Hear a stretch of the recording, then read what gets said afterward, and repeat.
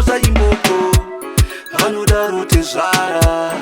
kuna mainya kuzvara vana tsano nekoko ndoponera mikombosa yedu imboko imboko menyu tsano kuna kutsaya mapoto kana pfuma here mhosva yangu ndoiziva chaisa vachishuwo kutizisa naika saka tezvara ndiri kuzama kungochingirisa kana zvaita ndichauya nedzinotsika mwana wenyu ndinaye kuno akagarika haasi kushungurudzwa ndinabarika kana zvisukuru zvenyuku zvakagarika muchavaona kana mhosva dzangu ndaripa hanzi mukwasha wedu imbo